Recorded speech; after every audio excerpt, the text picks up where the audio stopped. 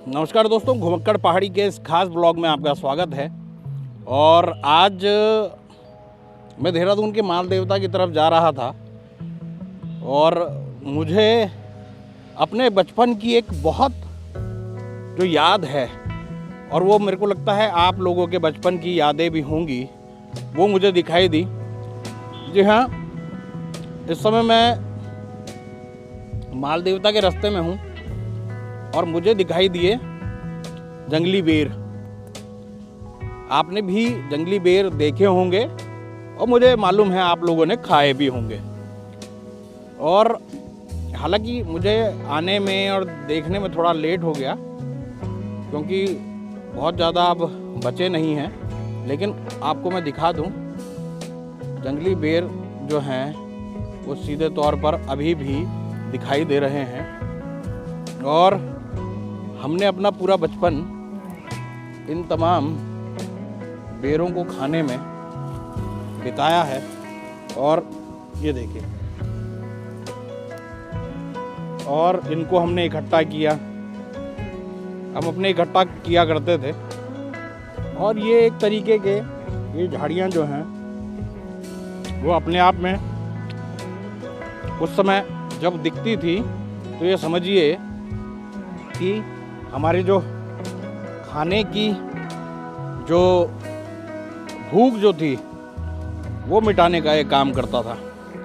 तो इस तरीके के बेर जो हैं वो आपने देखोगे, बेर की झाड़ियां हैं, हालांकि बहुत कटीली होती हैं। और उस समय हमने हाथ बहुत छिलवाए इन बेरों से। और ये देखिए, आपको पूरी तरीके से ये बेर दिखाई दे रहे होंगे, गुच्छों गुच्छों में लगे हुए हैं। और कहीं ना कहीं ये जो बेर हैं ये हमारे ज़माने के जो फल हैं, कंदमूल फल जिनको हम कहते हैं, वो सीधे तौर पर यहाँ दिखाई दे रहे हैं। तो क्योंकि ये मेरे जो है बचपन से जुड़ी हुई बहुत अच्छी याद थी जिसको मैं हमेशा वो किया करता था। देखिए, ज़्यादातर उसमें तो काफ़ी हद तक सूख भी गए हैं। ये स्थिति तब हो जाती है जब वो ज़्यादा पक जाते हैं। देखिए, पूरे के पूरे गुच्छे के गुच्छे लगे हुए हैं। बहुत ज़्यादा लोग अब या फिर बच्चे अब इसको देखते नहीं हैं, बहुत ज़्यादा खाते नहीं हैं। और ये हम लोगों का तो प्रिय पदार्थ हुआ करता था। हम लोगों ने बहुत खाए हैं ये बेर।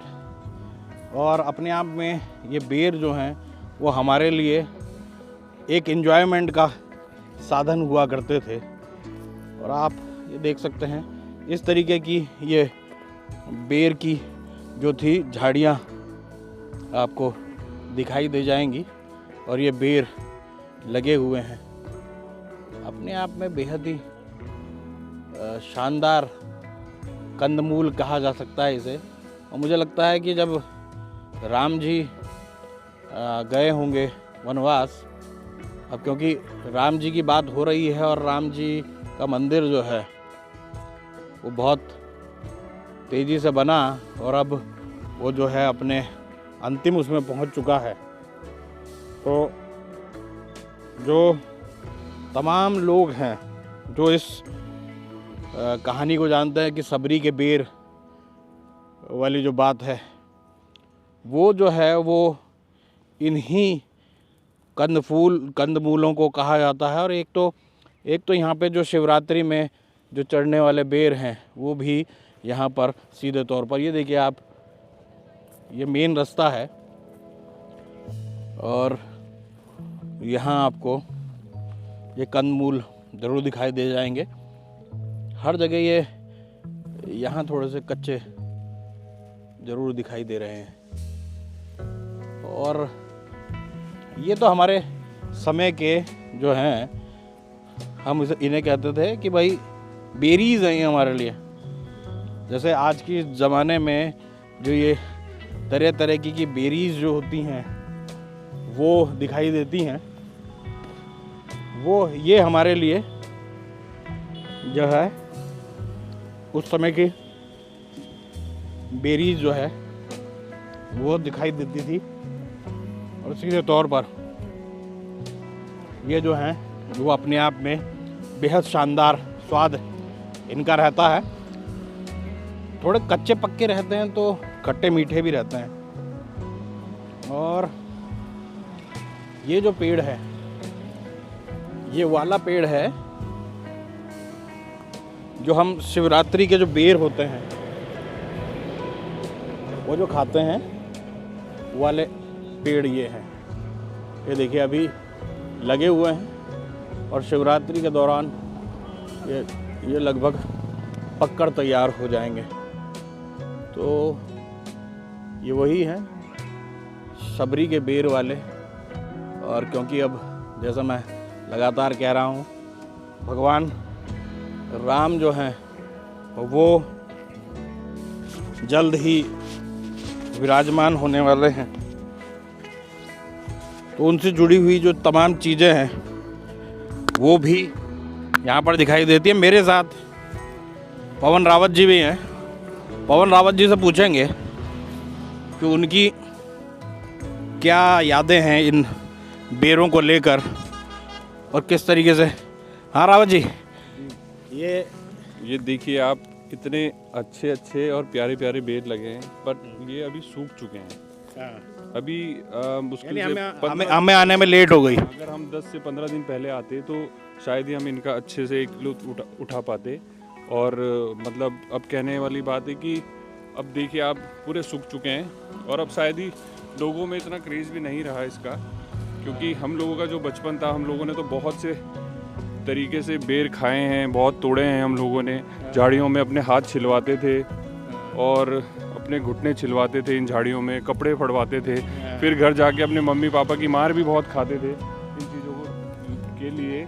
और बहुत हमारा बचपन इन चीज़ों में बहुत वो हुआ है, निकला है हमारा बचपन। और देखिए आप किस तरीके से पूरी झाड़ियाँ लदी पड़ी हैं, क्योंकि अब शायद बचपन जो है लोगों का, बच्चों का मोबाइल से बाहर नहीं निकल पाता।